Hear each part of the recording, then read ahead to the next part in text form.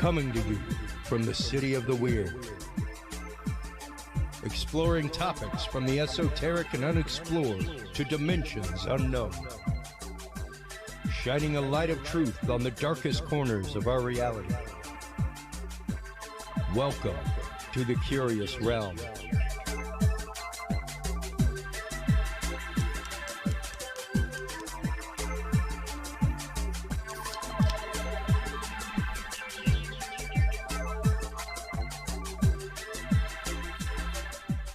Well, hello everybody, and welcome to episode 62 of The Curious Realm. We are just over a year after the rebrand. On occasion, I get a message from people about the rebrand and like, how long have you been around?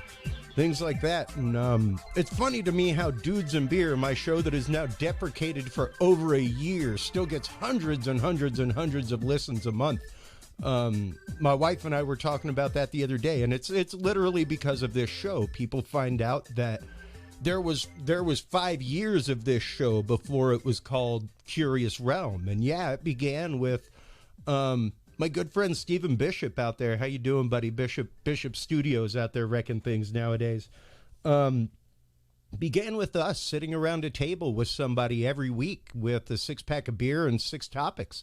And maybe we'd get through all the beer, maybe we'd get through all the topics, but we're going to have a conversation. And next week, we're going to come back and we're still going to be friends. And that really led to a lot of conversations with out there, fringe authors, fringe topics, things that were really electrifying to society and going on. We featured a lot of folks, even anonymous, contacted us at one point because of some of the guests that we'd had on whenever the George Floyd riots were going on, and Anonymous hacked the computers of the police department there. They contacted us to come on. It was pretty interesting to see the evolution and to see where we are now, especially with guests like Mike Turber. Our first guest tonight will be the amazing Ken Gerhard, author of so many books on cryptozoology, folks. I've literally got a stack of Ken Gerhard books over here next to me. Everything from The Essential Guide to Bigfoot, The Essential Guide to the Loch Ness Monster, Menagerie of Mysterious Beasts, Big Bird. Monsters of Texas is great, co-written with Nick Redfern. Some fantastic information, really a leader in the field of cryptozoology. We will be talking with him about cryptids, cryptozoological research. After our break, I know we just had Mike Turber on talking about the whole UFO UAP report, which is now an annual report, as we were saying. But here in the last week, we had the interesting situation of the Chinese surveillance balloon flying over America. And Mike Turber actually actively put out this audio this morning. I wanted to play it.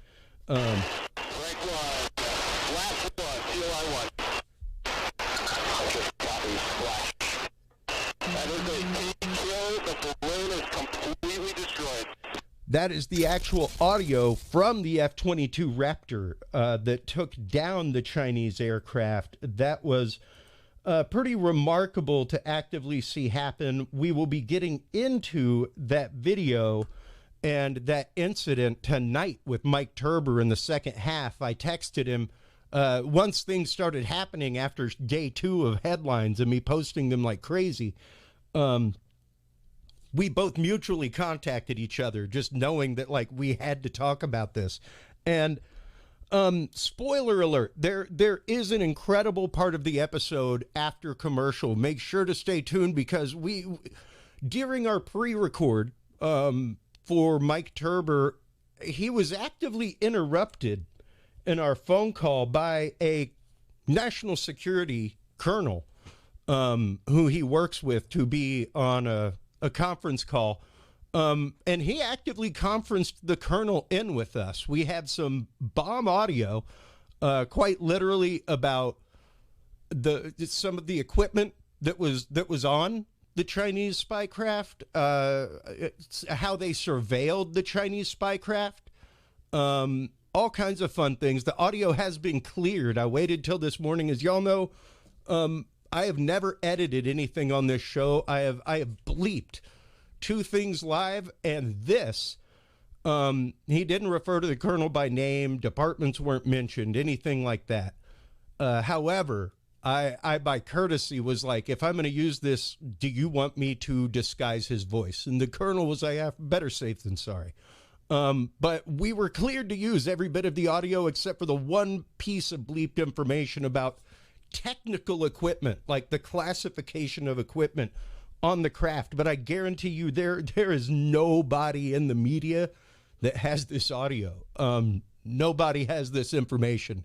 It's pretty incredible. So stay tuned for that after the break, folks. Our first guest in this segment is the amazing Ken Gerhard.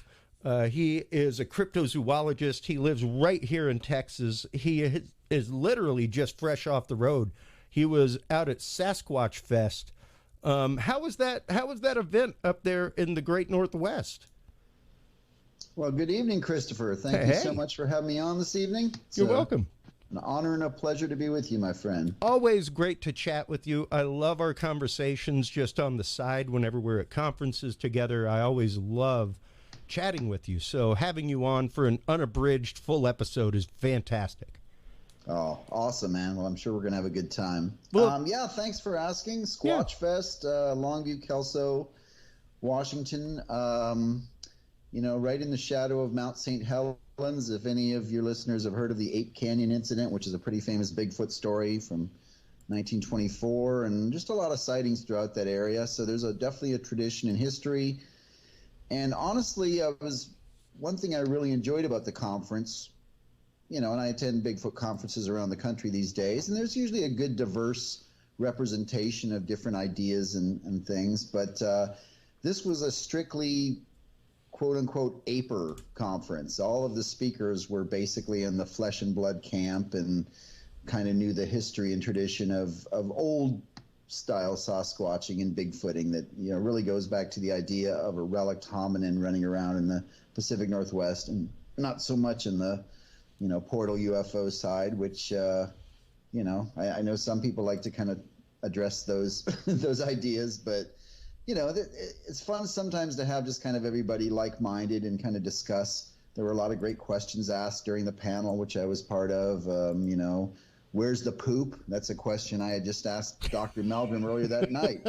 He's got all these incredible foot tracks and casts of footprints that are very compelling, but if these animals weigh 1,000 pounds, they're leaving big piles of poop somewhere. So it's just fun to talk about some of those sort of biological questions. Well, and those questions, I think, Ken, are one of the big reasons why I love chatting with you on the side, because you really are not afraid to take them on. You aren't afraid to ask them. A lot of people are happy with just footprints, but yeah, you would think that an animal that large would be leaving scat in regular places. Big poop. Yeah. It would stand to reason, and let's start breaking into a little bit of that, because the field of Sasquatch research has grown by leaps and bounds over just the last 5 years, much less the last decade, or since you got involved with it. How long have you been involved? I know at least a good 20 years that I know of. Yeah, decades. I mean, I like to go back to a time when I was 8 or 9 years old, which, is when I began to immerse myself in Bigfoot books. And there were a lot of great TV shows back in those days, In Search of, and some of those programs. But, a lot of people would say, well, you weren't really researching when you're 8 or 9 years old, but I wasn't a typical 8 or 9 year old. And at 15 years old, I actually attempted my first field research at Loch Ness when I was only 15. So I was there interviewing people trying to film the monster. I had a little movie camera stuff. So I've been doing it off and on throughout my whole life. But full-time research, maybe 20 plus years. In terms of Bigfoot, and I never present myself, nor do I expect anybody to present themselves as kind of the end-all opinion on this subject, because there's so many different avenues of research and excellent investigators. But I have had the distinct honor of conducting field research all over the continent. So I've done Bigfoot research in Alaska with, J. Robert Alley. I've done Pacific Northwest, Oregon, Washington. I've been to the film site for the Patterson-Gimlin film, Florida skunk ape expeditions, Midwest, Texas, Louisiana. So, and even down into Central America. So I've gotten the opportunity to work with a lot of investigators and look at a lot of potential areas that are, what we refer to as active, and, just get a lot of opinions. And of course I've interviewed, hundreds of eyewitnesses through the years. So yeah, it's all fascinating to me, but I like to try to build that, dossier of well-rounded, information, and try to look at the big picture as opposed to the sort of the minutia of the research. Well, sure. And especially when you've worked that long and gathered that much research, because once again, even though people doubt the fact that you were researching at the age of 8, what you were doing was reading, which is 3/4 of research, is spending the time in the library.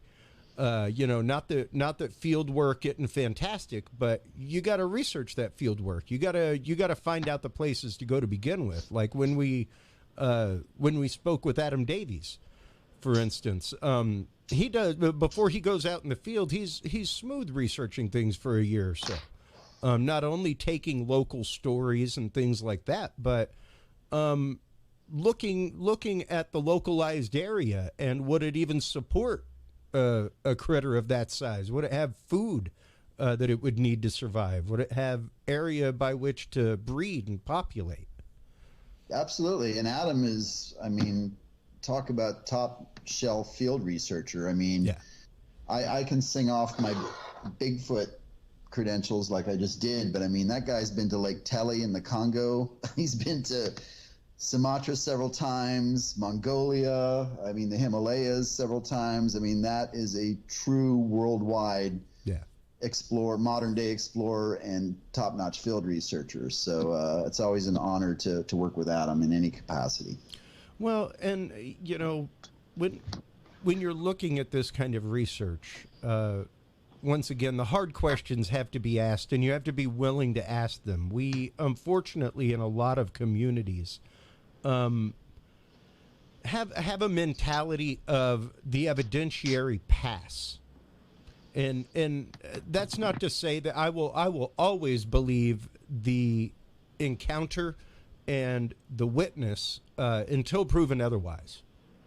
That's just me, because I've had my own encounters that I know were encounters in some way, shape, or form that I have no evidence of, but they were life-stealing for me and life-changing. So it's interesting to see this field of research and see where it has come to the point of people like Dr. Milgram getting involved and really seeing a path forward for a specific field of evidentiary work. Yeah, well, that's a good point. And, it certainly depends on the individual as far as, what approach they want to take as an investigator and,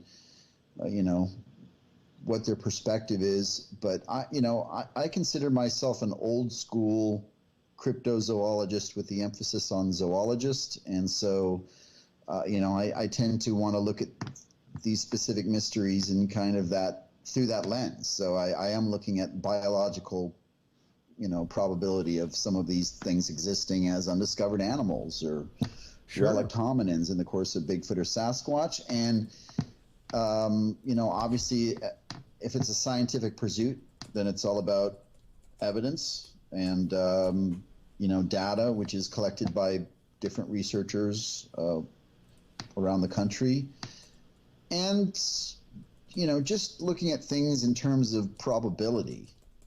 And sometimes that's probably the most challenging thing to do, Christopher, because we all as individuals have our own levels of confirmation bias, our own influences and experiences that kind of steer us into directions that we may, not be cognizant of. But, the hardest thing to do as an investigator in any facet of the unexplained, whether it's cryptozoology, UFOs, ghosts in the supernatural, I think, is to try to remain as objective as possible and not rely too much on what, we kind of hope to be the case, or our belief systems, or, so we all struggle with that. And I think that's something that I encounter dealing with different investigators around the country, is that, some have, kind of let their passion override their objective critical thinking to some degree. So sure. And I mean, that is a regular topic of conversation on this program, Ken, is the topic of conversation. Oh my God. Confirmation bias. The concept that you cannot accept datum, point of datum outside of your data set because it might destroy the data set that you're working with. Right. And it's just a point of datum. It's just a point of datum. That's all it is. You're supposed to add it to your data set, and that might change it. And it's really interesting that that is also one of the big hindrances to this work. Not only within the field, like you were saying, amongst researchers themselves, but amongst mainstay science when it comes to this work. Yeah, no, I absolutely agree. And, I'm certainly don't have any bona fide scientific credentials, no. But I've still kind of embraced and adopted that mentality as much as I can. My father was a scientist, is a scientist, I should say, not active anymore, but, I kind of grew up not in a spiritual household per se, but in more of that kind of scientific household where we discussed astronomy and geology and whatever earth sciences, or whatever was of interest to us. And I think that instilled at an early age in me kind of that, I've always had a healthy curiosity, and of course I've always had a creative sort of romantic side of my personality. I love monster movies like everyone else, Absolutely. Godzilla movies and all that stuff. I'd love for there to be dinosaurs running through my backyard, but so I don't know. Yeah, you're right. It's about evidence, and I think again it's about mathematical probability. So as you know, the scientific methodology is based on what is the best evidence we have right now. We might get better evidence in the future, but what do we have right now, and what is the most logical conclusion that we can draw, regarding any particular topic based on that evidence that's available and also accepted or peer-reviewed by other, objective individuals that will all look at the evidence independently and say, okay, I think we can all agree that this is the most likely thing. And that doesn't mean that ultimately that is what will be proven to be the case. It's just, it's a foundation.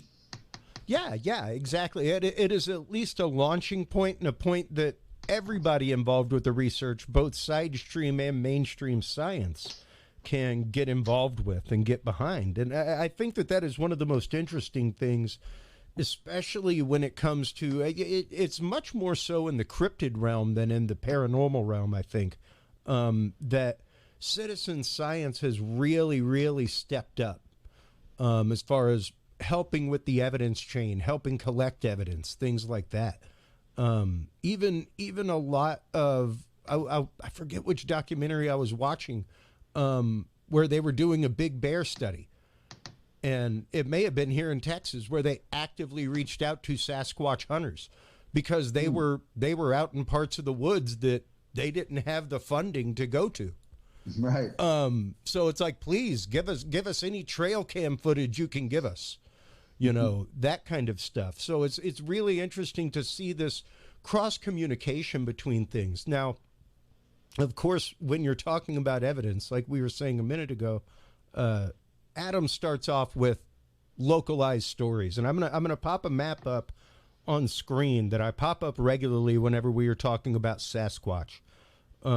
This is a map of Sasquatch sightings across the United States that is kept by arcgis.com, arcgis.com. You can go by there, check it out. You can zoom into these sightings. You can get, if I'm not mistaken, even GPS coordinates.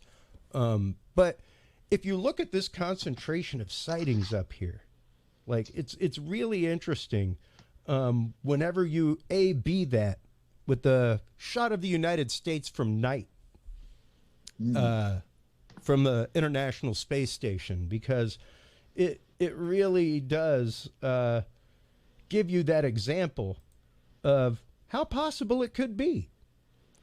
You know, while there are a lot over here in these populated areas, stuff like that, there's quite a swath right over here in the Pacific Northwest, that kind of stuff. And there is definitely, when you're talking about Upper Oregon, Washington State, things like that, like there is straight up rainforest there. Like there's easily a good 5 planes that go missing per decade up there, and they do not find them.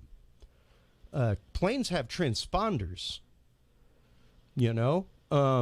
So it's really interesting that, yeah, there is still this, because a lot of the big argument from people is, we've settled so much of the United States, we'd have found that critter by now. We'd have run across him, right? And I don't think so. I don't know. This map, granted, is 10 years ago. This is 2012. It's one of the most detailed and best maps out there by night. But that just gives you an idea of how much of the United States is still unsettled.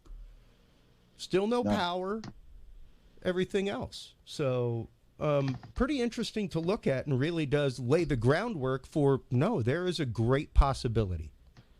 No, you're absolutely correct. And, you know, there's something else that just occurred to me looking at that map is that, you know, there's something that we do have in common with Bigfoot or Sasquatch, if it exists, which is, you know, it needs resources. And the human population centers around the United States tend to be based around places that have availability to resources that we've needed, such as water, you know, ports and harbors, rivers, lumber, timber supplies, you know, you can build things with wood or whatever. And so, you know, Sasquatch is going to need a lot of those same types of resources in terms of, so there is a little bit of overlap there in terms of, now, obviously Sasquatch, Bigfoot was here first. So we kind of moved in you think? along with other things that were here first. And of course the indigenous people, you know, we kind of came in and took the spots that were favorable to us. But, you know, there are some things about the map I'd also like to point out. One being that we, you know, it's kind of restricted to the United States. Well, particularly British Columbia has probably got a very, very healthy population of Sasquatches. That's borne out by the anecdotal evidence, the native traditions, and just the amount of resources that are up there. But, you know, in order to have an observation, an encounter, you have to have an observer on hand. And so there are probably Sasquatches and Bigfoots running around in all parts of North America where people are just not going and not seeing them. So, but we don't have, the noticeable things are, you know, there certainly are not a lot of Bigfoot or Sasquatch reports coming from some of the wide open plain states. And, you know, there are some, a handful, but places like Kansas and the Dakotas and, I mean, where you don't have as much in terms of forest, you know, so it's a different kind of like a savanna type habitat. And it would make sense that Sasquatches would tend to favor, you know, forested areas and mountainous areas. And again, the legends and traditions and anecdotal evidence kind of supports that too, that the Sasquatches in native tongues were often referred to as the Bushmen, or they were considered to be inhabitants of the mountains, mountain ranges, and living at higher altitudes and things like that as well. So, well, and that's a really interesting point to bring up, because while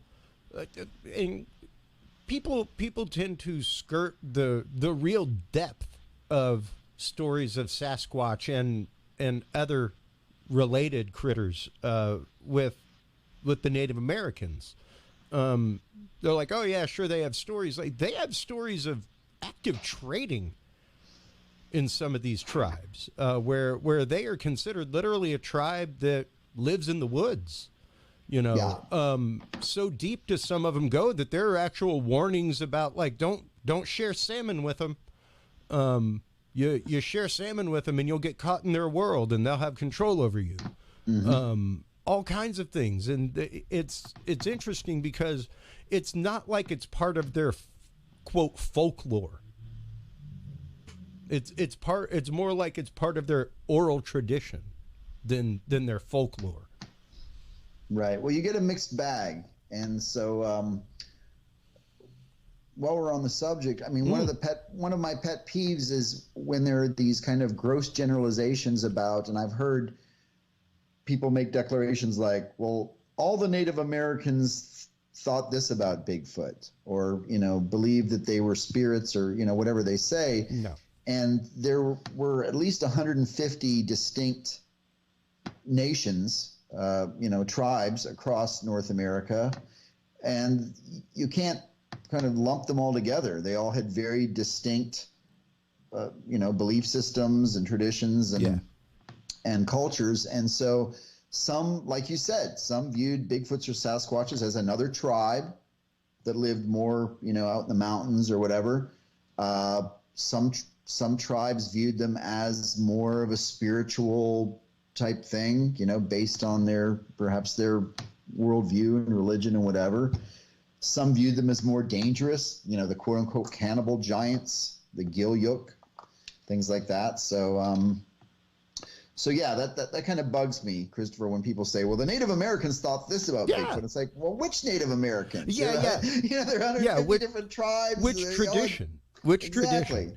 You have to address them individually. Well, and once again, even making that distinction between folklore and myth and oral tradition, because there's a distinction there, you know, and Sure. there's the oral tradition is more of what they've passed down generation to generation, as far as instructions, things like that, moral codes, that kind of stuff.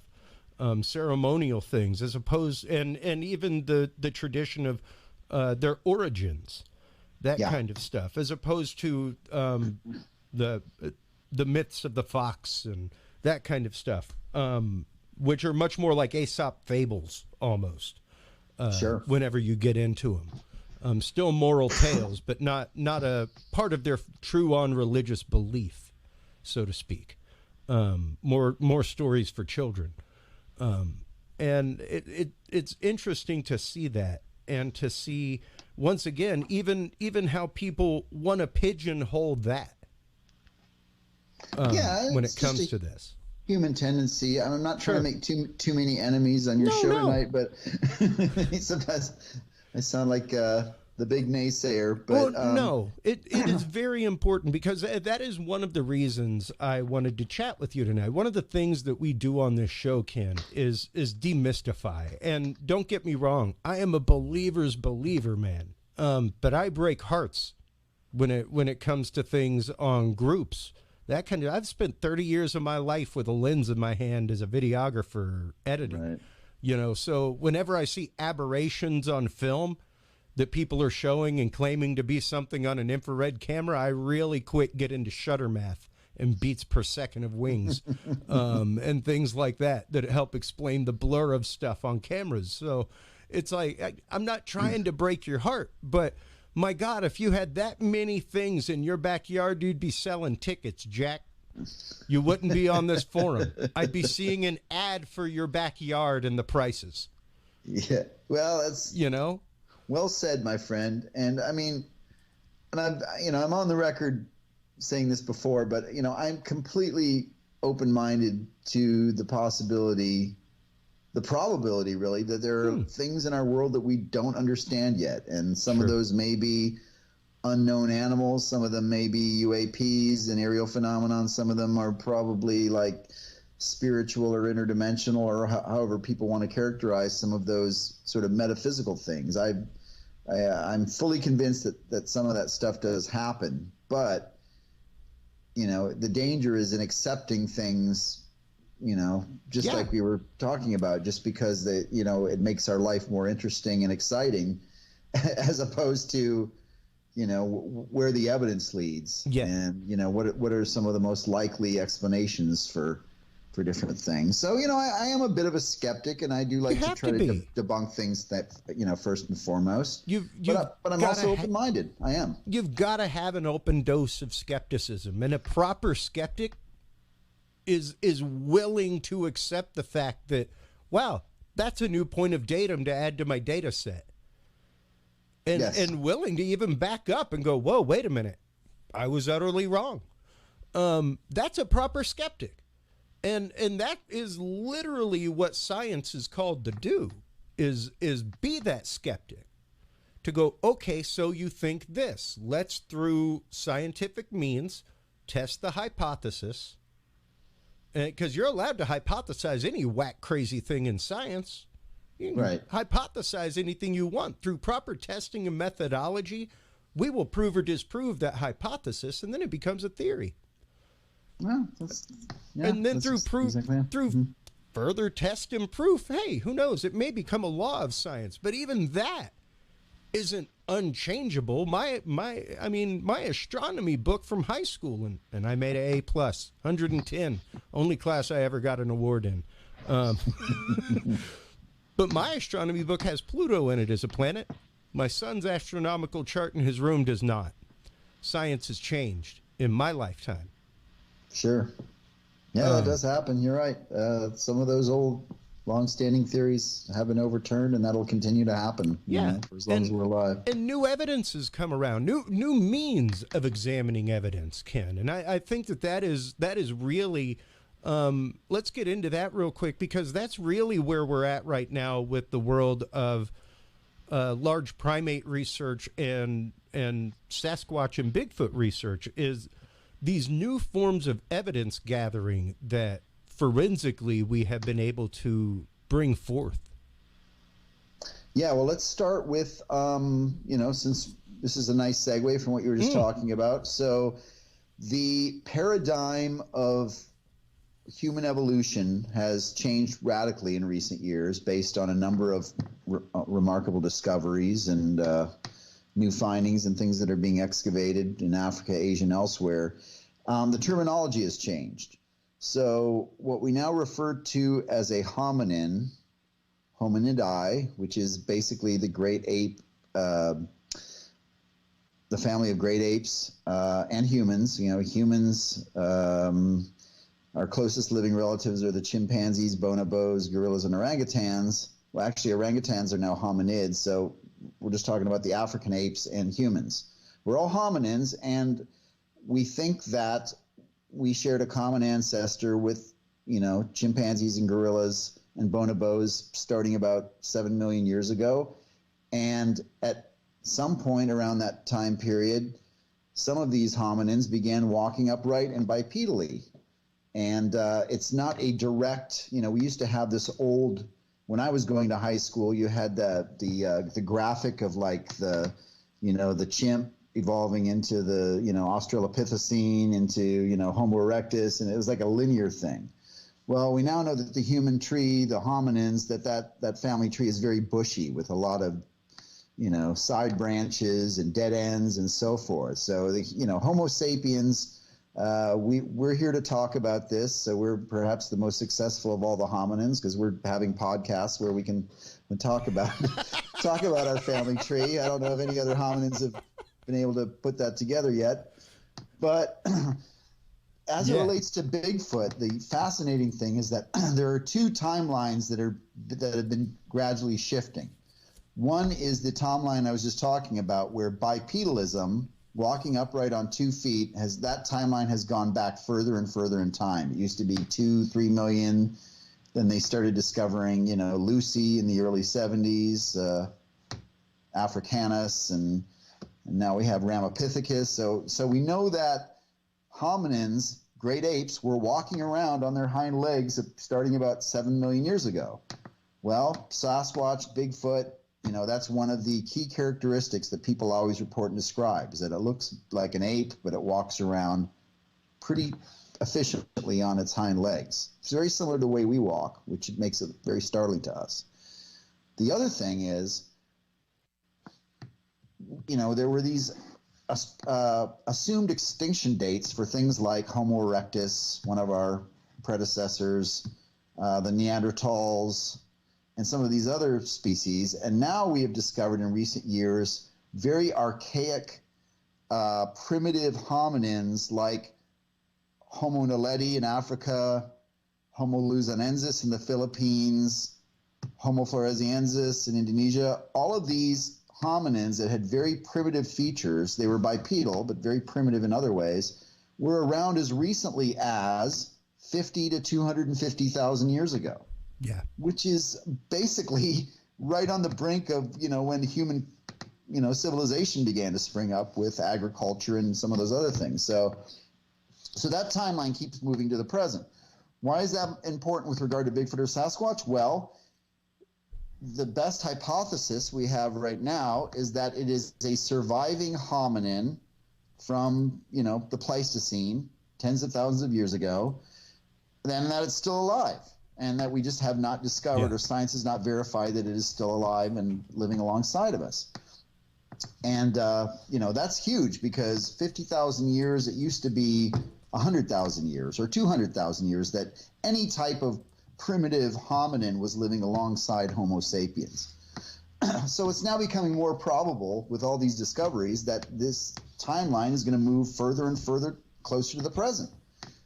So that's kind of exciting in terms of paleoanthropology, that we have some actual science there that's being done in terms of discovery of hominin fossils and sort of we haven't quite gotten to DNA and phylogenetic testing. We don't have any DNA on any of these. They're too old, but it kind of creates more of a foundation of reality for something like Bigfoot or Sasquatch existing if you accept that it is simply a hominin with primitive features that is still alive and, that we just assumed had gone extinct a long time ago. Yeah, precisely. And it follows to reason that that can happen. I was just popping up on the screen a rare deer-like species that was photographed in Vietnam. And that was one that, researchers had been in the area for decades, and heard stories of these from local people, and they're like, oh, you're crazy. Deer with flaps on their noses. What are you talking about? But sure enough, they ended up finding them. And, even during the pandemic, we found record numbers of new species. We are regularly finding new species, much less, like you're saying, new branches of the basically Denisovian line, the early parts of humanity, where, like we were told when we were younger, there were 4 or 5 in between chimp and man. Right. More than likely 4,000 or 5,000 would be, and especially if you look at any evolutionary tree, there are tons of dead-end stumps, where an adaptation was attempted and just didn't work out. Or it was so localized that once things spread, it was no longer necessary. So sort of niche species that didn't have the ability to adapt to the rapidly changing environments. Sure. Very true. So I guess I let my kind of aperism take hold of me and get me overexcited there, Christopher. But why is this important in terms of looking at Bigfoot or Sasquatch through a scientific lens? To those that think and believe that Bigfoot is something that is interdimensional, an extraterrestrial, or something from, out of a portal from another linear multiverse, situation, why does it look exactly like one of the archaic hominins in our family tree? So it's just going back to sort of rational thinking, critical thinking, which is if it looks like something that we have in the fossil record that's, say, 2 million years old, why do we have to make a case or an argument that it's not from this planet, that it's somehow from another dimension or, I don't know. I guess people have different ways of kind of explaining where these things come from, but it displays physical characteristics that actually fit within the evolutionary paradigm of our family tree. So to me, that makes a much stronger case for it being simply an undiscovered relic hominin as opposed to something extraterrestrial or interdimensional, or however people want to characterize it. Sure, and we've had the conversation privately. I've had the conversation on the show numerous times. I am a believer in all of that, every bit of it. However, am I a believer that Sasquatch as we know it is that? I don't think so.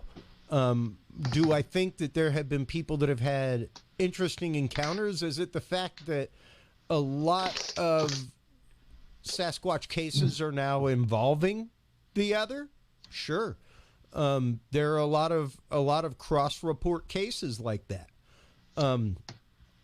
However, we've had the conversation with numerous other guests. Is it possibly that another entity is kind of hijacking our psyche and giving us what we would be comfortable seeing as opposed to them? That's a much more great likelihood than this biological entity being interdimensionally capable. No, that's well stated.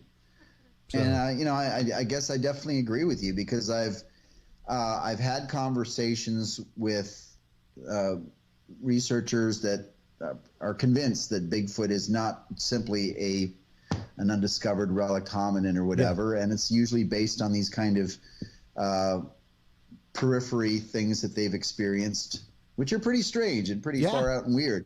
So I guess I've also conceded that there may in fact be a phenomenon. I guess this is what you're saying. Something that basically looks like, or people interpret as, Bigfoot or Sasquatch for whatever reason. So that we may be actually dealing with two different types of Bigfoots or Sasquatches, which sounds very superficially confusing, but it's really just two distinct phenomenon that have a very similar interpretation to us, at least. Yeah, a similar phenomenology, but separate phenomena. And that is exactly the conversation that we've had with folks like Ryan Tremblay and other people, Jason McLean, numerous paranormal investigators, even Nathaniel Gillis, when talking about alien abduction, that sure, there are numerous genuine alien abduction cases.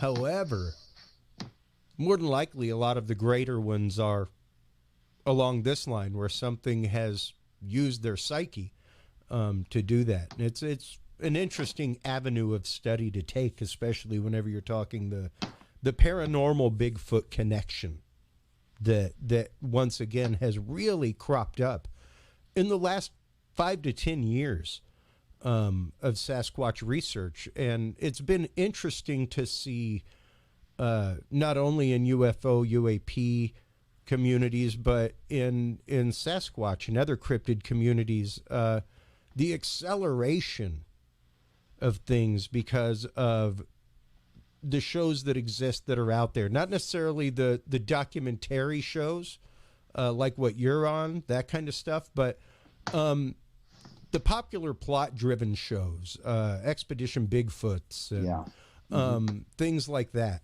where I'm not denying what they are and their popularity and everything else, but there has been a beautiful thing to the opening of conversation because of them. Once again, because of these shows, because of things like the UFO UAP committee, people are emboldened to come forward with their story now, and it's fantastic. That's true. It's great. True. I do appreciate the fact that yes, these kinds of conversations are, they're much more common than they used to be. Yeah, they're not as uncomfortable as they used to be. Yeah. People can speak openly about their experiences or their opinions. Or I no longer have to preface it with, so have you ever heard of Coast to Coast AM? Which back in the 90s, that's what I used to have to do, because, hey, at least some folks were up late at night or had heard of it or had a brother that listened to it or what have you. And they'd be like, okay, now I know what you're talking about. But yeah, now it's much more common, and it's a much more open plate to have the common conversation with people on it. However, I've really seen at the same time, especially with stuff like MUFON, that kind of thing. Because once again, the MUFON world, and this is for all of you out there that listen to the show, I love y'all. But I'm a MUFON benefactor. Like I'm a lifetime giver to MUFON now. And whenever I started this show, Ken, there were a few things that I decided to get behind personally. MUFON was one of them. Because yes, they are on the forefront of the scientific search. When it came to the UFO UAP committee, a lot of the questions that were asked of them were sourced from MUFON.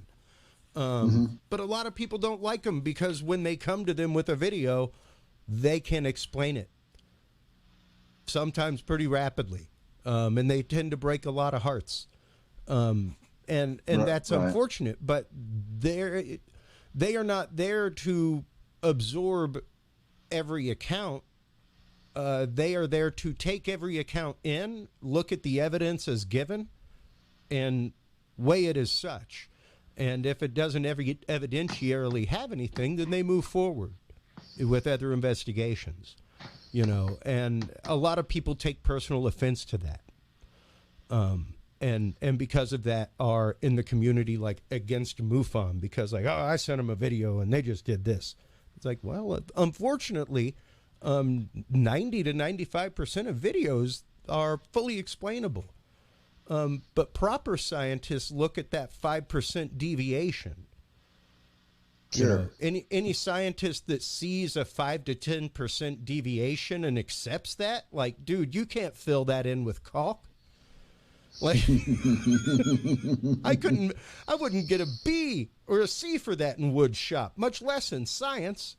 You know, like close doesn't count. So when you've got a 5 to 10% deviation in evidence, you have to explore what that 5% deviation is and why it exists and why it's there. Sure.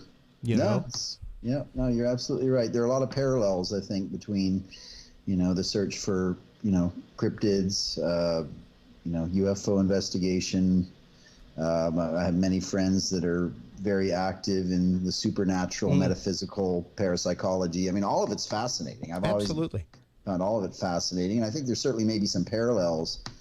I'm just not necessarily sold that there are, you know, connections kind of in the way that Fordian philosophy, if any of your listeners are familiar, Charles Fort was perhaps the first one that kind of lumped all of these weird things together and it kind of made sense in a way,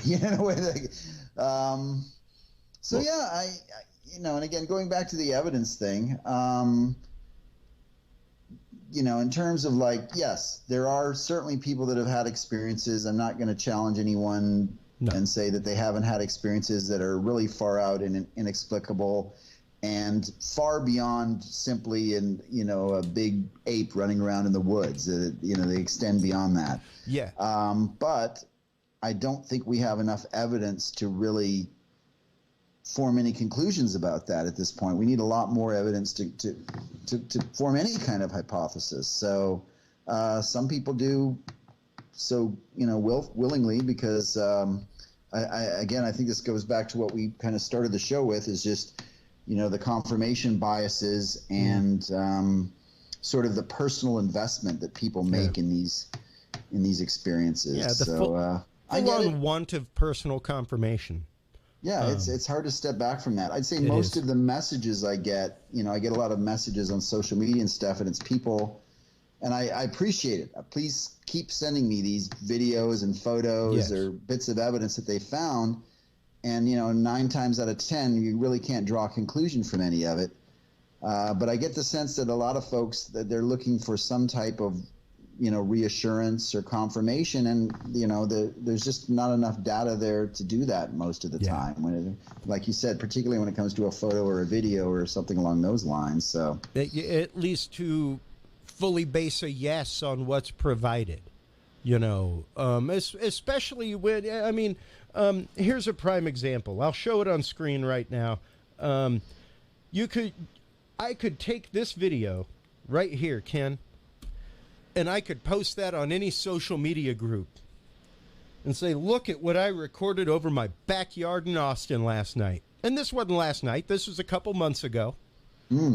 Pretty wild looking video. Pretty interesting. What you are looking at is the Dog Star Sirius out of focus. being recorded on video. So you're looking at the big black thing in the middle is the actual black support disc in the middle of the mirror on my telescope. Wow. You're looking at the rim, and Sirius is the brightest star in the night sky.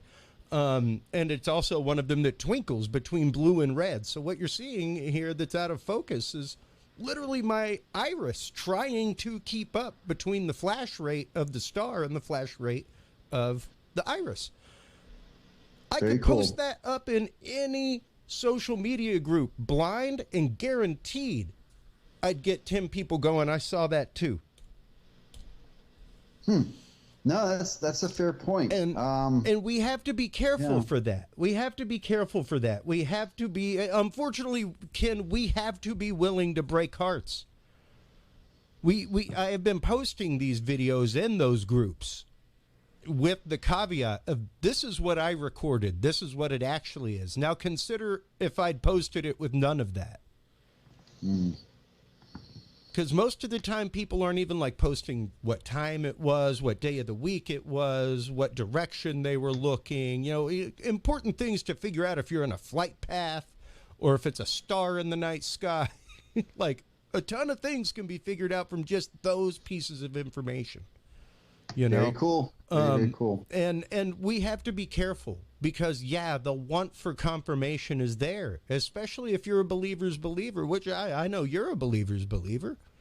You've definitely had your experiences with things, and it's one of those that doesn't mean that you don't want confirmation fully. What would confirmation be for you, Ken? Full on, what would you need to see on paper to fully prove the existence of the hominid known as Bigfoot? Bigfoot and Sasquatch here? Yeah. Okay, so just the hominid known as Bigfoot. I have my own hierarchy of evidence, and at the top of the list is a body or a part of a body, which could include a bone, a tooth, some skin, anything that you could drive DNA from, which would, be typically blood, flesh, body fluids. So body, parts of a body, that's kind of at the top of my own personal hierarchy. Then I have below that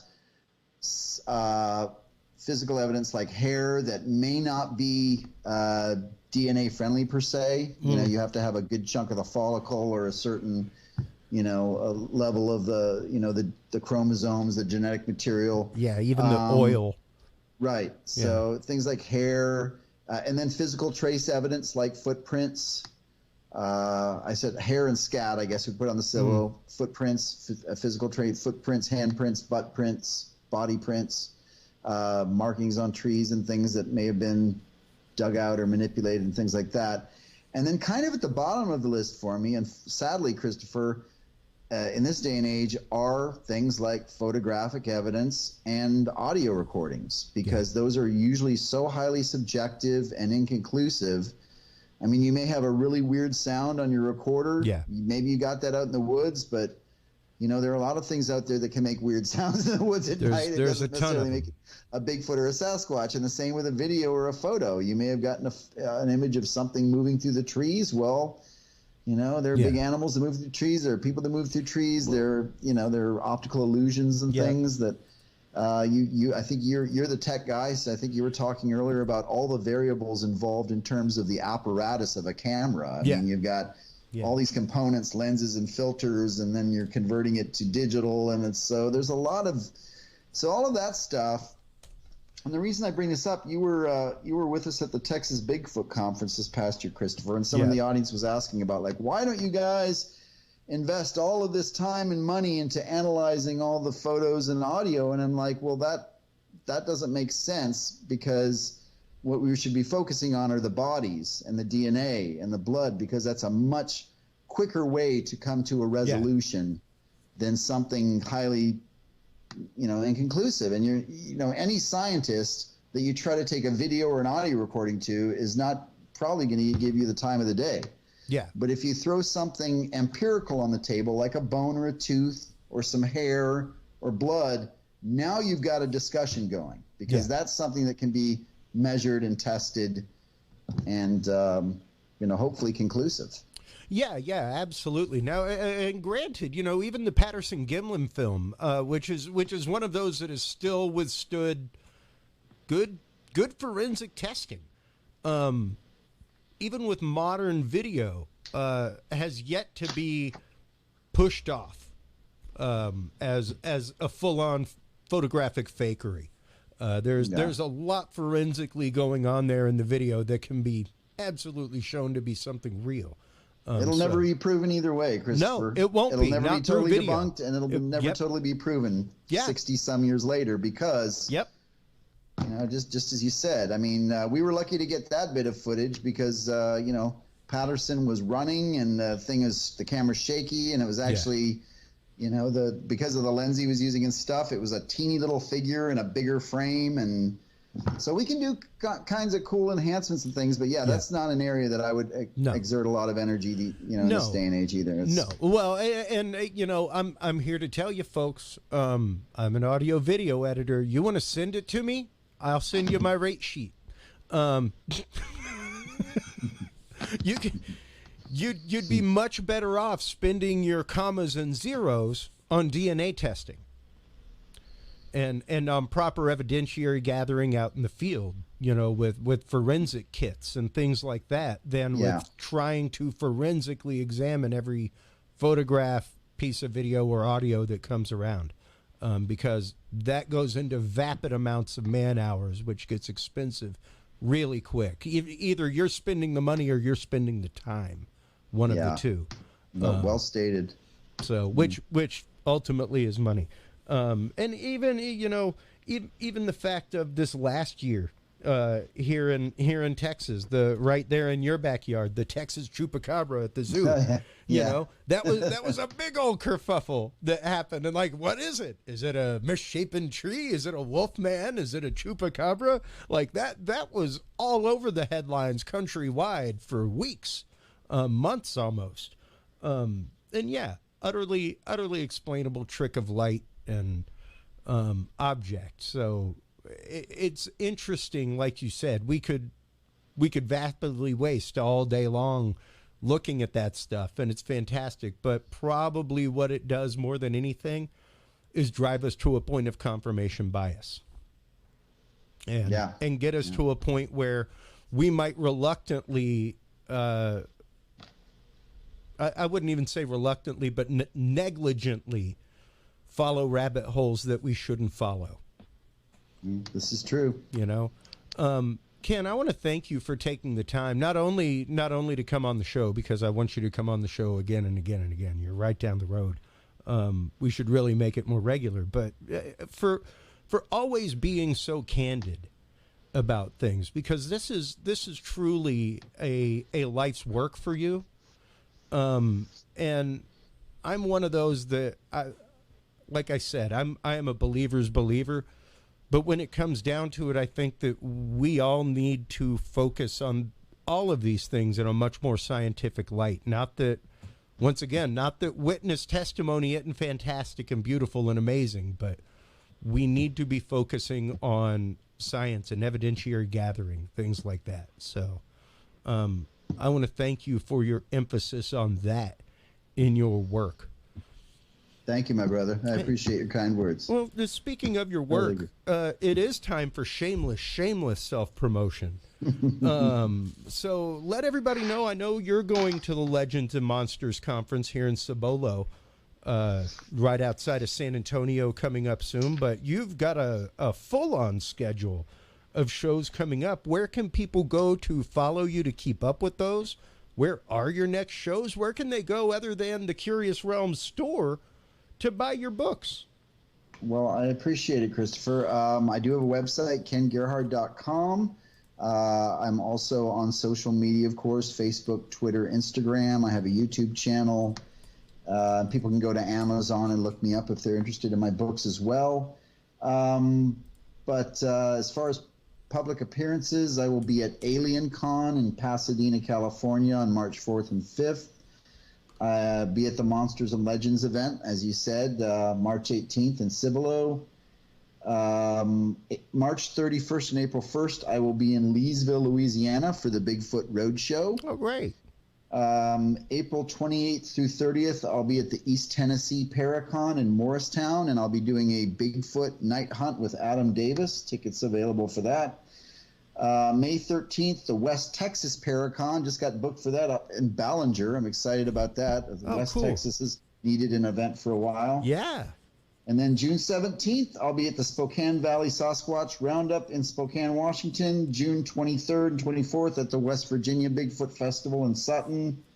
And I just got rebooked for the Arkansas Paranormal Expo in October.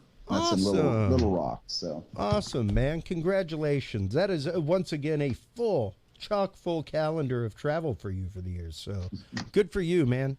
I'm glad to hear that.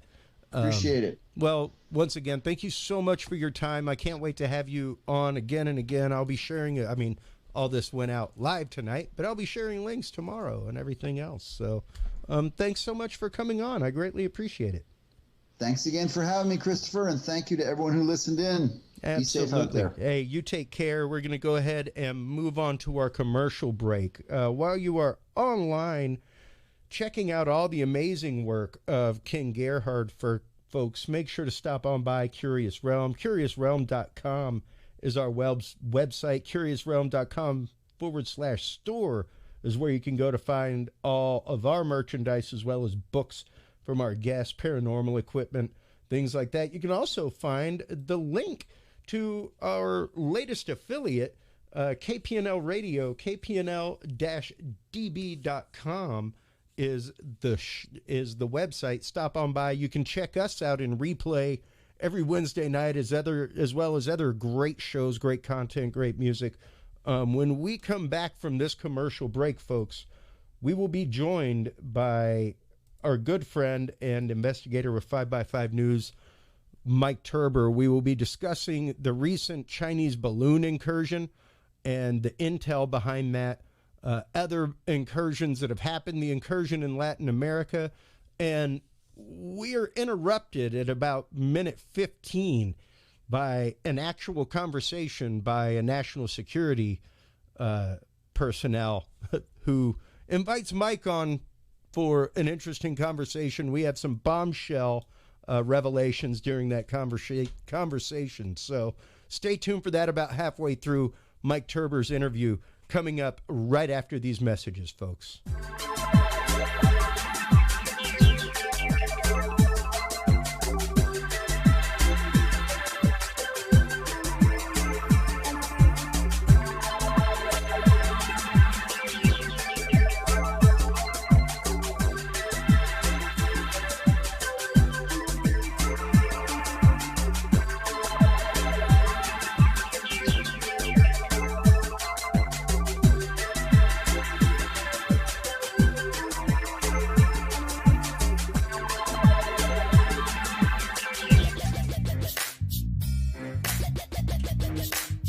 With the rise in attention to the health benefits of cannabis and cannabinoids, including CBD, True Hemp Science has become one of the premier providers of full-spectrum CBD and CBD-related products.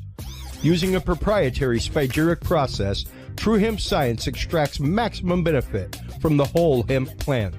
Buds, leaves, stems, seeds, even roots. Every part of the plant is used and then reused to formulate a rich, complex profile of CBD, CBD derivatives, and terpenes guaranteed to provide the relief and benefits you need daily. Visit TrueHempScience.com to experience the best CBD oils, edibles, and topicals on the market today. And use code CURIOUS7 to save 7% off your entire purchase of $50 or more and get 2 25 milligram CBD cookies or brownies free.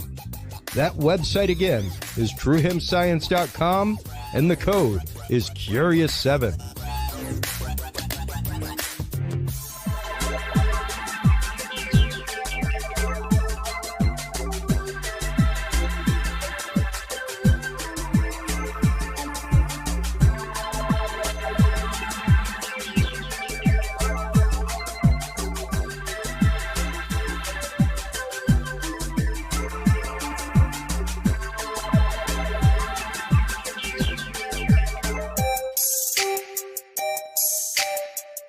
Have you considered starting a podcast? Looking for a way to make your business a voice of authority in an industry? Then Podcast Cadet is the solution for you. Whether starting a podcast for yourself, your brand, business, school, church, or just plain fun, Podcast Cadet is here to help you navigate the waters of the podcast industry.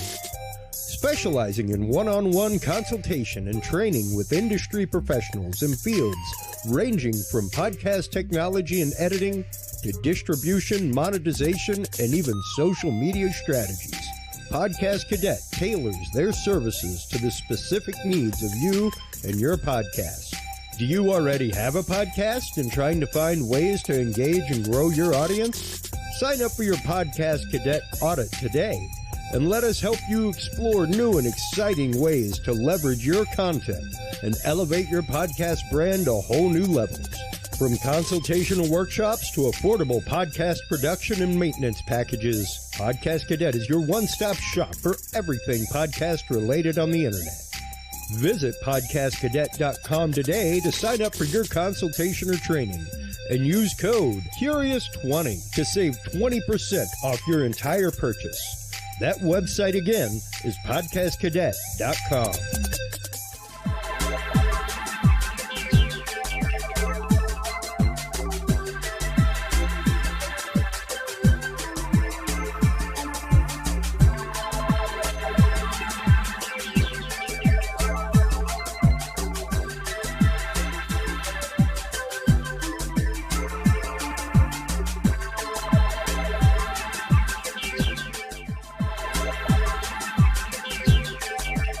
The Curious Realm Podcast is your source for the latest and greatest news and events in the world of the paranormal, esoteric, and forbidden knowledge. And there's no better way to spark the conversation than with items from the Curious Realm store. Choose from fan favorites like hoodies, mouse pads, coffee mugs, and more. Buy books and items from your favorite Curious Realm guests. Get your hands on the latest gear for paranormal investigations and experiments we discuss on the show. Open your web browser and stop on by the Curious Realm store at curiousrealm.com/store to buy the latest Curious Realm wear and out-of-this-world gifts for yourself, your family, or a mind that you want to open. That website again is curiousrealm.com/store. Hello, everybody, and welcome back from that commercial break. Thank you so much to all of our sponsors. Thank you also for our new network affiliate out there, KPNL Radio. Loving what they are doing. We're out there being broadcast every Wednesday night with them. About to do some station drops, station IDs, things like that for them, and they've got some great content out there, some good music, as well as other shows like Spaced Out Radio, all kinds of things. So go by and check them out, folks. That is KPNL at KPNL Radio. So yeah, you can find them if you go to our website, actually, curiousrealm.com. Right down here is their website. So you can go to kpnl-db.com and check out all the amazing shows. Great lineups of guests. Our guest in this segment is the amazing Mike Turber. Mike Turber comes to us regularly with security things, stuff like that. And he was on last week. We were kind of breaking down and decoding the now annual UFO UAP report from Congress. And lo and behold, all of 3 days later, we had the wildness begin in the news cycle that was the Chinese spy balloon. So we are going to be discussing what you're looking at right now is the actual footage from Washington Post of the balloon being shot down. You can see the shot right there. Wham! It's coming in. Boosh! Just blew it up. And yeah, remarkable stuff. This is not the first incursion over U.S. airspace by a balloon, especially by China. I guarantee you it will not be the last, and I guarantee you that that is not the only object that we are tracking in the skies over America as we speak, folks. Welcome back to the show, Mike Turber. Been a long time, bud. How you doing? Oh, my God. It's been, how long has it been, sir? My memory escapes me at the moment. Long enough that you're being pre-recorded. Oh, my God. I've advanced the pre-recorded. That's right. You've advanced to the second part of the schedule. Oh, wow. That's a good time slot. So now I know where I rank. Yeah. Oh, don't say that. I thought the live guys were the cool guys. Man, you're cold as ice. Speaking of cold as ice, this balloon, man, I'm showing the footage right now of it just falling. Now, a couple things about this balloon. Mm-hmm. Number one, superstar status to the balloon. Like you may as well have put Harambe's face on the side.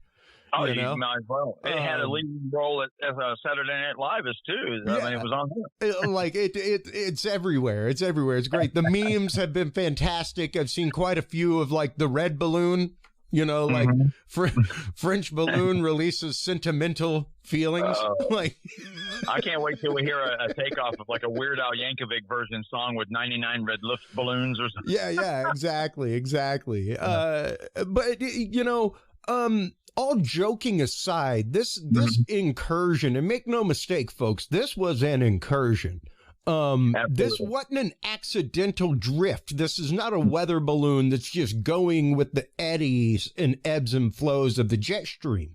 Absolutely not. This is a directionally able balloon. All the balloon is for is flotation. What is underneath it is the size of 3 city buses. The interesting thing here is this. I can confirm absolutely right now the following information I'm about to give you, which I think this broadcast will be on Tuesday, but it'll be 24 hours after this. But regarding the balloon, they mentioned that the balloon is a civilian balloon. Number one, obviously it's not based on the antennas that it has. And two, they stated that the balloon not only was a civilian balloon, but it was blown off of course. They're making that same statement with the balloon in Latin America. So they have a problem with apparently either navigating these balloons or they are lying. I'm going to go with the latter. I'm going to go with the lie myself, mainly because there's no way air drift wise that 2 balloons launched from the same place would end up that disparately apart. Right. And prime example would be we didn't have any examples of explosions of bombs in Latin America or bombs being dropped by balloon by the Japanese that floated that far south. Didn't happen. Correct. Didn't happen. And balloons most people, when they hear the term balloon, they think of archaic technology. Yeah. They think of non-sophisticated, something that, I've seen some comments of, we destroyed a balloon. We had an F-22 go after a balloon as the highest air-to-air confirmed kill in history. And I'm thinking, and they're making it sound like, we destroyed this wimpy balloon, which technically is factually correct. But these balloons, once they enter our airspace, they should be considered an immediate target. This balloon should have been destroyed off the Aleutians, but there's several reasons to allow it to go. One is to find out what its intentions are, and you're not going to find out what the intentions are unless you let it go. Sure. And we know it's not really a huge threat. We're going to obviously politicize the hell out of it and say that this is the biggest threat since whatever. It's destroying our relations with China and utilize that in whatever means necessary from the political side that I don't really get into that much.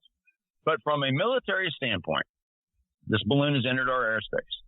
This balloon has been monitored since well before anyone is probably much aware. We tracked it a long time. President Biden was informed or briefed on the balloon on Tuesday and made the decision to knock it out of the sky, which was his words. I don't know if that's been put out there yet, but whatever. Yeah. He said, knock it out of the sky. But obviously there was some advisors that have advised the military to not necessarily do that. And the advisors actually are in the military. And it was a wise decision. Basically, you don't want to bring it down over any area of CONUS and have a piece hit something that creates a different issue.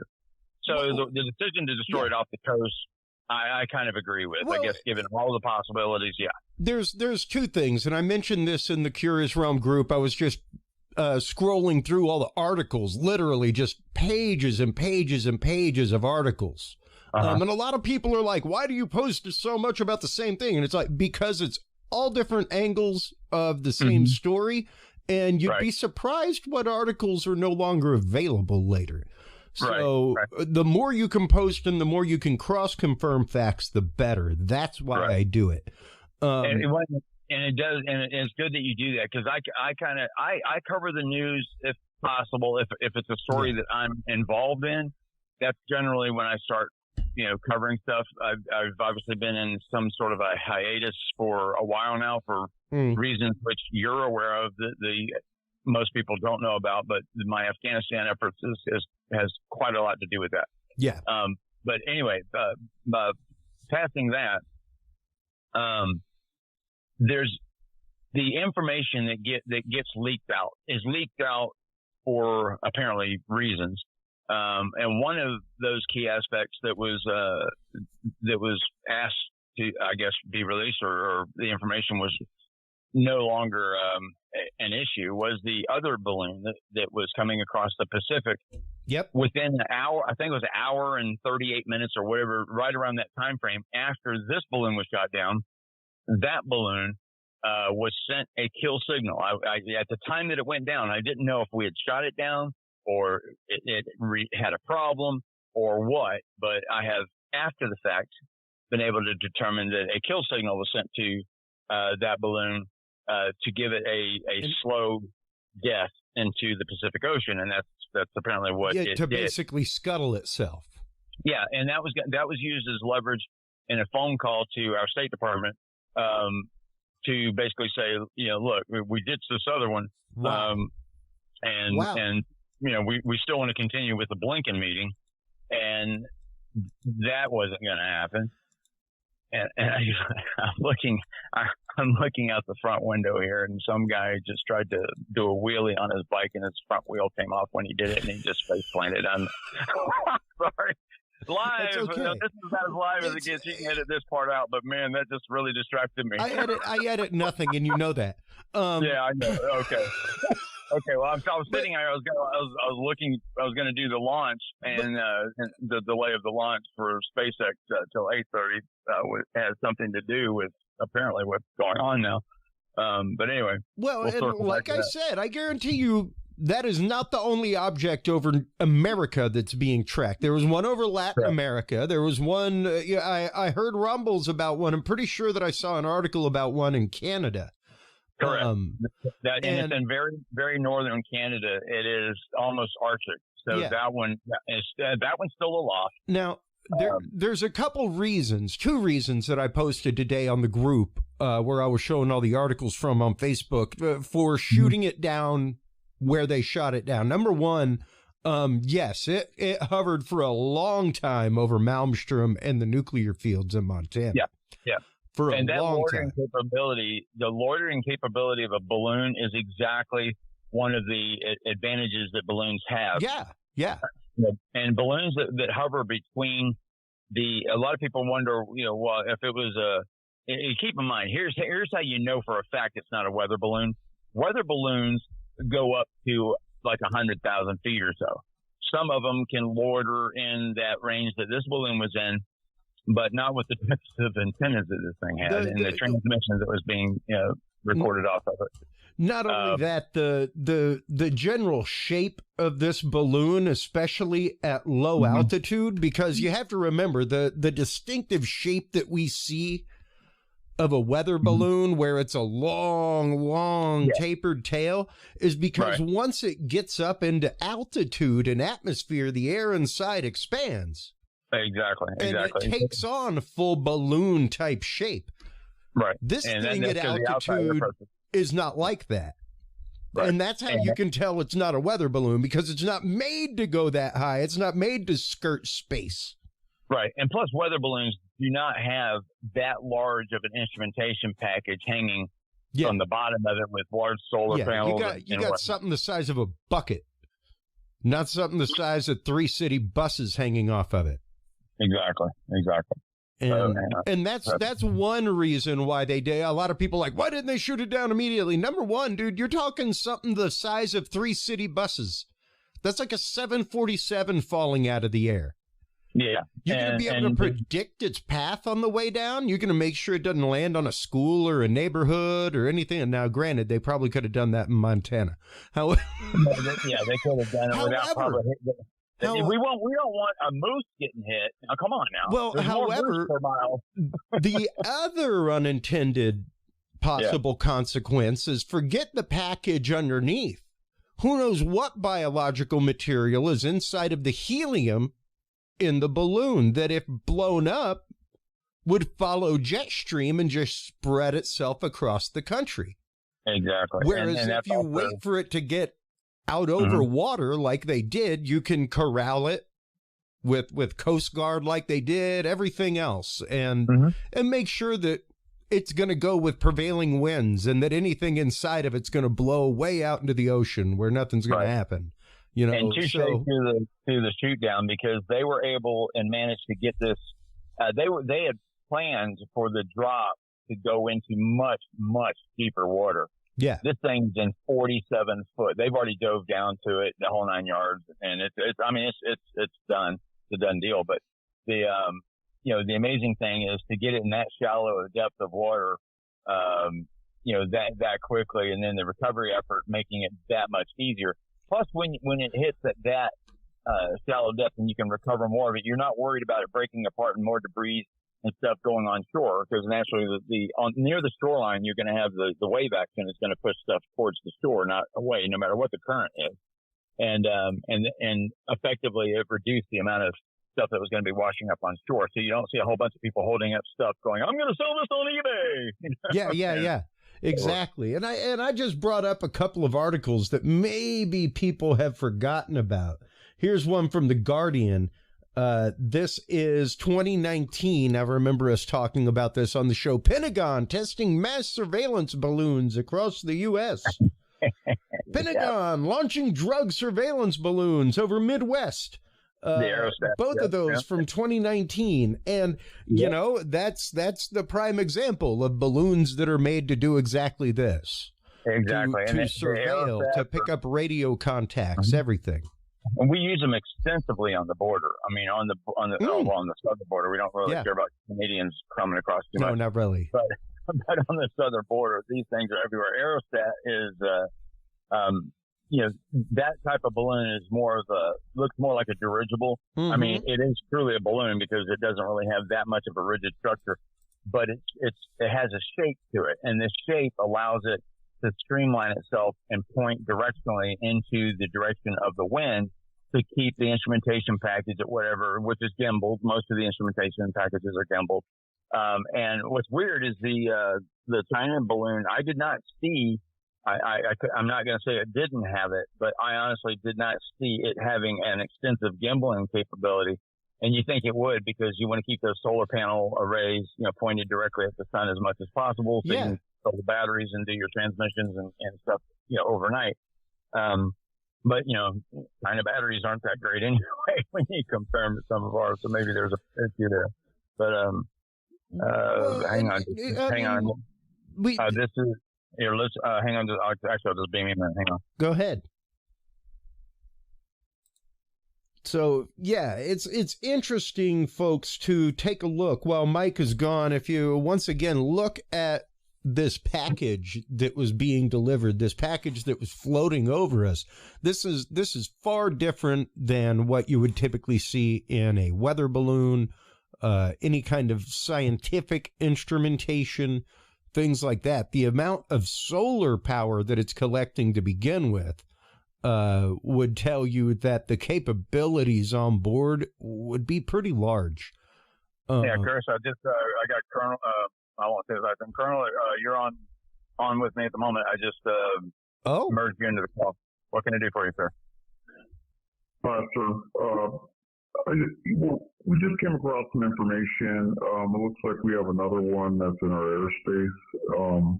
I wanted to see if you were interested and able to attend a conference briefing here with DARPA, along with we have a SpaceX launch scheduled coming up, and I wanted to see if you were open. Yes.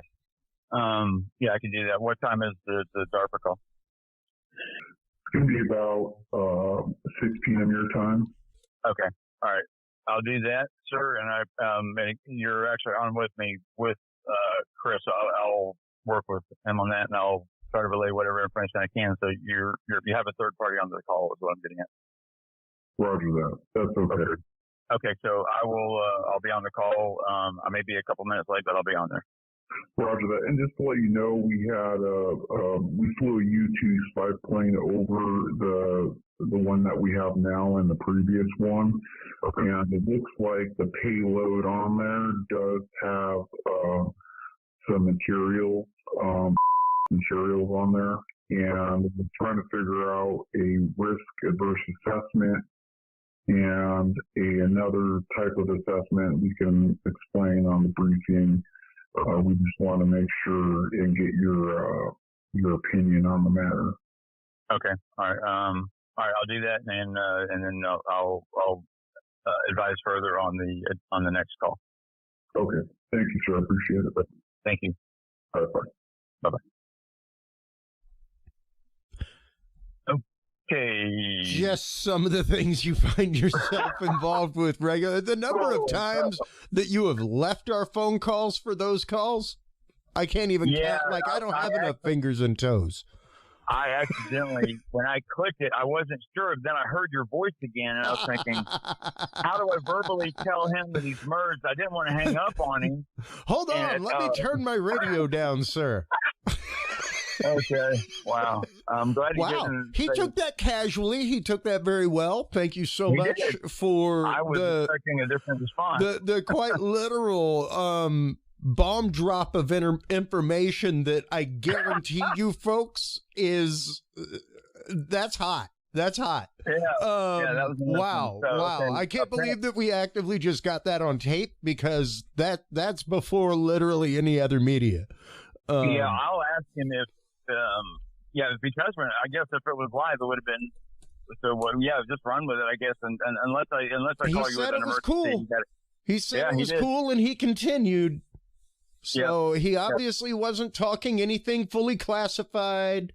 No. Nothing like that. Yeah, the U-2 flyover would be absolutely classified. Well, sure, but even then, anybody can look. If we can look up and see a balloon, you can look up and see a U-2, and this is most likely. If this is now, I'm just going to surmise this. This may not be even what he's talking about, but the target balloon, and possible reason for a delayed launch today, and not yesterday. Yesterday was due to weather. There's an object that's loitering off the coast here, and it's been loitering longer than it should have, like adjusting altitudes and constantly. Well, it's gonna run out of its ability to do that, because here's how the balloons work. The balloons can manage their depending on the wind direction and wind speed, their direction for a certain period of time. But it's kind of like going against a current, and you can swim against the current and maintain your position for a little bit, but as soon as you kind of like let go, you're going to drift a little bit further away, and then you'll try to come back again. But eventually the current's going to win, and just like the wind, it will push you off the coast off our east coast, and that's apparently what's happening. So it's further out than it was yesterday, and I guess they sent up wherever the U-2 came from to overfly it and to determine what instrument package it has. That's how and just so you guys know, that's how we know the instrument package that it had before. We didn't send up a F-22 at that moment off the Aleutians that I'm aware of. I could be wrong. So, I mean, I don't know everything about this, but I do know some particulars. But it was looked at to see what instrument package it has. But if you overfly it, the problem is you have to get an oblique angle to the picture because if you overfly it, obviously you can't see through the balloon. Yeah. But the reason for overflight is this, and this is not classified. This is fairly directional signal going up to satellites. Well, not only that. Yeah. Well, there was question about whether or not we were jamming this balloon. I'm not going to confirm or deny whether we were or not. I will confirm this because I have personal knowledge of what I'm about to tell you, is that virtually all of the communications going to and from this balloon have been intercepted, and we have it. So it's not like it's a big mystery as to what it was listening to or what it was, looking at. The camera system on board is fairly archaic. I mean, it's just not, it's not very sophisticated. The other question is whether or not it has LiDAR. That's something that has not been brought up in any of the articles. But the LiDAR question has been a very important question to ask, because with LiDAR, on a evening flyover of a specific base or facility, LiDAR can actually draw whatever objects are in that area. If your roof is made of a certain material, the LiDAR can be adjusted to see through the roof. I don't know if you're aware of that. Oh, sure, absolutely. It's no different than getting penetration depth through soil. That's what she said. Or another substrate. All you do instead of setting, it's just like ground penetrating radar. Yeah, precisely. Except now you've set your distance to 200 feet, so you fly at 190. Right, exactly. So, or you change the frequency bandwidth range on the signal going out, and then you do a phased signal coming in, and the phased signal kind of turns off the roof of a building, especially if you're flying over a soft roof building, like some of your very large buildings are, where they have minor girders going across, but a large expanse of a single type material, whether it's aluminum or whether it's even canvas or whatever it is, you can see right through it. We went off tangent a little bit. Well, I mean, that's just the nature of the technology that we're dealing with. And, while you were connecting with that call, what I was vamping on was the actual balloon itself, and I was showing images of it, and just the size of the package once again, and the amount of solar array on it. Like you said, dealing with archaic technology and probably something like LiDAR, things like that. There is an incredible amount of solar gathering capability on that, like the equivalent almost of like satellite. It is. I mean, when you look at the gondola of this, it very much resembles some of our older spy satellites. Oh God, yeah, absolutely. Our mid-range satellites. If you want to know what one of our Kenan or Crystal satellites look like, all you got to do is look at the Hubble Space Telescope. They're identical for a reason, because they're made by the same people. But so you have all of this technology that a lot of people question is, well, why wouldn't they just use their satellites? Well, your satellites are not going to gain cellular signals unless you have an incredible array to do that. And China is not there yet. We can pick up cellular signals from satellites all day long. In fact, to prove that, your current cell phone that you currently have, your current smartphone, if you bought it in the last 3 to 5 years, that cell phone will have the ability to have satellite communication as soon as it becomes available, given to us by none other than Elon Musk at SpaceX and T-Mobile. So that's going to happen with the phone you're talking to or listening to this on right now, possibly, because most people listen on mobile, is going to have the ability to speak to satellites. You'll be able to use it in emergency situations and what have you, and they'll be able to track you anywhere in the world. You no longer have to ping a cell tower. So just some side information for those, and you can look it up. It's true. I'm not making this stuff up. Oh, absolutely. Yeah, and we've talked about this numerous times. We've talked about the capabilities of not only our mobile devices, but other devices with other guests like Dr. John Hall and Robert Duncan. And once again, make no mistake, what we have borne witness to here is an incursion test. a litmus test. Now, and it's not the first time. Like, there were a couple of balloon instances during Trump's presidency. There were 3 supposed that they've denied it, but I can confirm at least 2 that did happen. But they didn't loiter anywhere near as long as this. But just to go over this a little bit, the Chinese probably learned this from us. Yeah. Because if anyone is going to talk about why that balloon is here, obviously it's here to stimulate our defense network to find out, what it is that we're doing. Poking bears. If you go back in time to 1963, we did that very same thing during the Cuban Missile Crisis with Cuba with the Palladium system. And so what that was a Navy ship broadcast a signal. And that signal was a modified Doppler signal, much like current modern technology, which is DRFM technology. But that signal was sent towards Havana and that received by the SA-12 radar system that they had. And that system would see that as a plane taking off, scrambling from, say, Key West and hauling ass towards Havana, which would stimulate their systems. To more stimulate the systems, a submarine was moved towards very close to Havana and launched a series of balloons with reflectors inside them that looked much like a cube and a sphere. And these balloons were launched to stimulate the systems. And the SA-12 system lit up like a Christmas tree, thinking that hundreds of planes are now on the way. And they scrambled one of their aircraft out to meet these targets, which were actually balloons. And the signal from Palladium, which was bouncing back and forth between all of these reflector balloons, was turned off. And so the pilot, as he was radioing back to Cuba, saying, I have the target, and then bloop, they turned it off, and they went, I no longer have the target. The target disappeared. So balloons have a lot of uses, and the Chinese are simply testing us because this is going to be political in nature, but it is my personal opinion that because of the particular administration that we currently have, they felt like it would be a good time to test us, especially with all the tensions going on between China and Taiwan and us and Ukraine and Russia and all these other, all these hotspots that are going on around the world. What better time to test us when we're distracted with all these other things than to send a couple of innocuous balloons across our border and to test us to see exactly how we would respond. And they have partly our response. But keep in mind, if a balloon is coming across, and we kind of have the idea that we know that it's coming across to test our defense system, are we going to actually show it what we're going to do? Because we can tell the difference between a balloon and other things.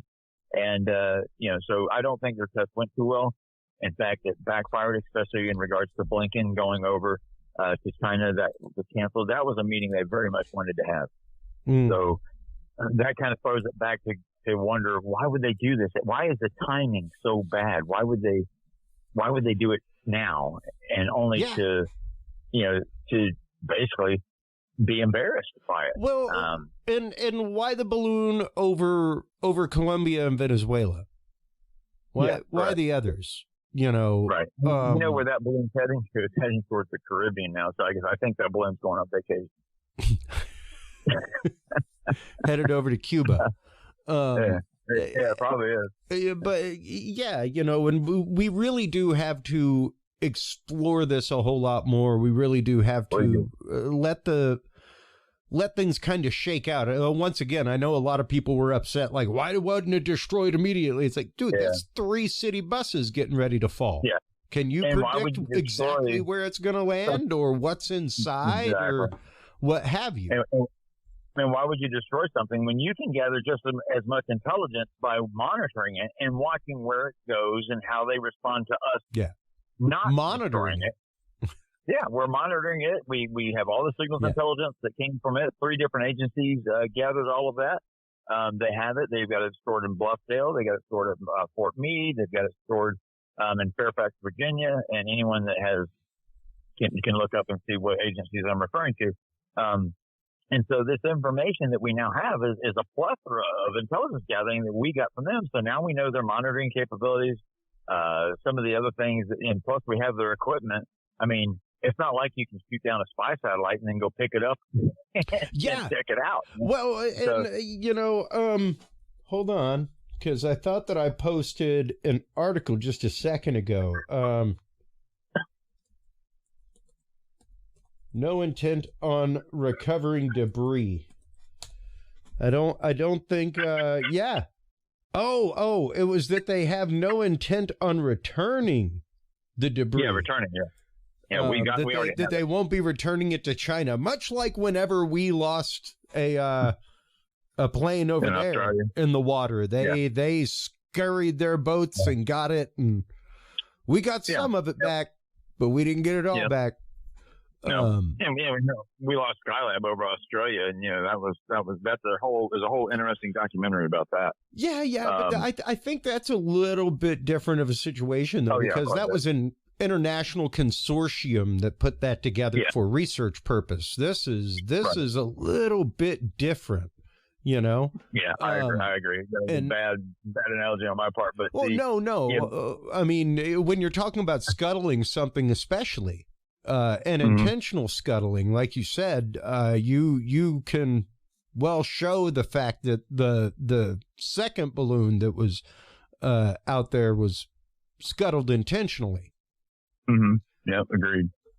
And there's a lot of, I guess, because I'm not on the political side, I don't really get into a lot of that scale.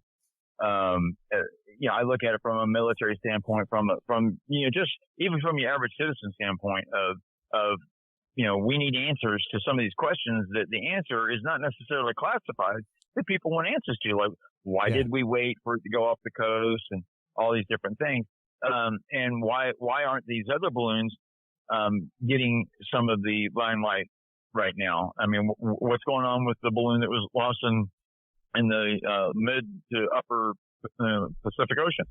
That was an hour and I think 38 minutes after this balloon went down. Yeah. The kill signal was sent. It takes as you could tell by this balloon going down, it took a long time for that balloon to come down. But the other scenario is we had 5 balloons that were monitored at that moment in time when they were all aloft. You had the one that obviously we're talking about. You have the one that was sent the kill signal. You have the one that went over Latin America, and then you have the one over Canada, and then another one that's somewhere else. I won't say where that one's at. So you have all these balloons, and there's more than even 5, I believe. It's just that there are 5 that were in our sphere of monitoring. Well, and the Hawaiian one 4 months ago. Yep. Yeah, and that one was right off the shore. I mean, that was close to Hawaii. And keep in mind, Hawaii is Pearl Harbor. It's an intelligence asset for us. There's an NSA facility there, and if anyone may not know this, but actually that's where Snowden worked. Was at the Hawaii facility. Yep. So a lot of this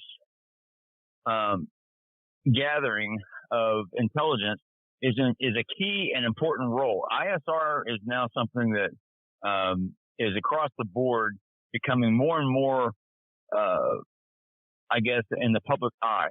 And because the public doesn't really, you don't have a lot of intelligence heroes. You got the Gary Powers of the world and stuff like that. But you have those stars that are on the CIA wall when you walk in. Those that have left us because of their mission critical job and something happened. And you have others that go unknown. You have so many things like that. And then you have the hundreds of thousands. You have over 40,000 that work at one specific facility, in Baltimore or just outside of Baltimore, Fort Meade. So you have all of these assets, and the intelligence gathering part of the intelligence community is a key asset to any country. That's if you don't know what your enemy's doing or you don't know what someone's doing, you're not really going to be educated when you send in your fighters to go do whatever it is that they need to do. So this is absolutely a key aspect that every country puts a lot of weight, a lot of money into. We do. And then when people see something like this, like we sent up an F-22 to shoot down a balloon, people start to scoff at that. Well, and a lot of people scoffed. A lot of people, especially in UFO, UAP communities, scoffed. Things like that. Over the balloon thing, I, of course, posted numerous references to the V-shaped, supersonic capable balloons that are out there. Things like that are made for near space travel, like the size of hangars. Huge balloons. Huge. And your pictures of those, there's one that's blue, kind of a bluish color. I don't know if you saw like that blue one. and silver. Yeah. And a lot of people don't know this. The blackbird, guess what color it was? Silver. And it was blue. Yeah. It's a dark blue. So, a lot of people think it's black, and that's how we got the name Blackbird, but no, it's actually blue. Yeah. But yeah, you're right. And when these intelligence platforms, they don't have to be a screaming fast 3.5 Mach, jet flying over above that can escape missiles. As something as simple as a balloon going around can do it. Now, keep in mind, there's other types of ways of gathering intelligence, which China has been blamed on and has been made famous recently with the drones coming from that one ship, start with a B. I can't remember the name of it now. The ship that was following or mirroring one of our ships off the west coast, and we got some footage of that. But the thing that you need to look at is that drones and balloons balloons, satellites are probably account for 80% of our intelligence gathering. Whereas there's obviously another 20% or more to go, and there's some technologies that are being utilized right now that I just got a message. Oh, I need to join this call here. Yeah, man. Yeah, I was going to say, I love this conversation. I love where it's going, but you are actively being called on by security folks with the National Security Administration for a conference call. Man, I can't thank you enough for coming on, talking about this. I wish we had more time, but I can't think of a better reason to let you go, Mike. Let everybody know where they can go to find the latest on this, where they can go to follow you, where they can go to follow the work of 5x5 News. Your best two places is for more current stuff where I'm just chit-chatting or arguing with people will be on Twitter. Just search for 5x5 News there, or search for 5x5 News and it's 5x5 is what it looks like. It's 5, the letter X, and then 5, and then News on YouTube, and you'll find pretty much most of the current stuff. I'll be updating stuff here pretty quick after I finalize the rest of my Afghanistan efforts here, in the very near future. Wow. Mike, I can't thank you enough once again, man. You're always there to cover this stuff, and as proofed in this conversation tonight, it ain't fake. Thank you so much, my friend. You take care. You be safe. And thank you, as always, for everything you do for us and for everything out there. Take care of yourself. Thank you. Thank you, bud. Thank you. Wow, what an incredible conversation with Mike Turber. Once again, the number of times that we have just been in casual conversation or text, and he'll send me a screenshot of like, ooh, conference call, gotta go. With the names on the conference call.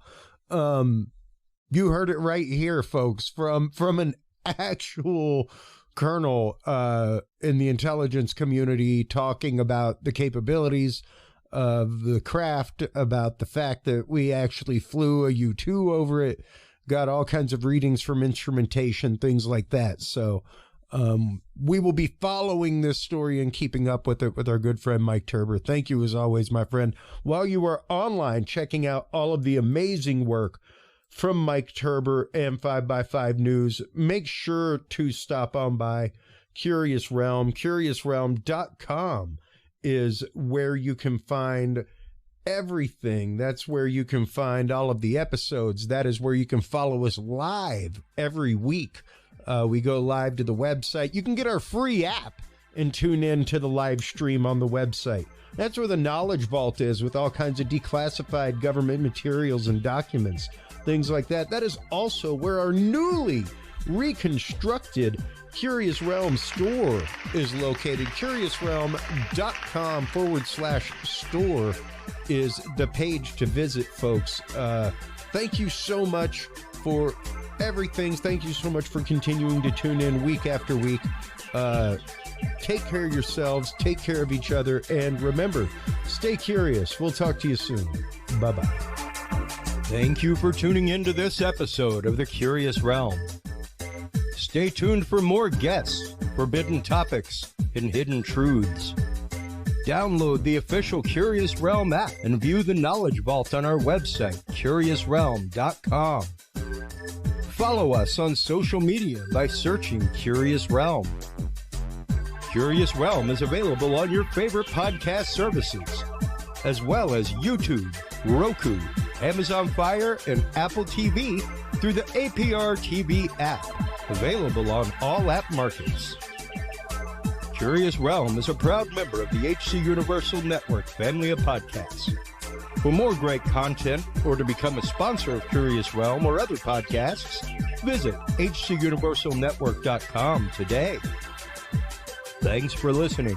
Stay curious. And remember, the other side is always watching.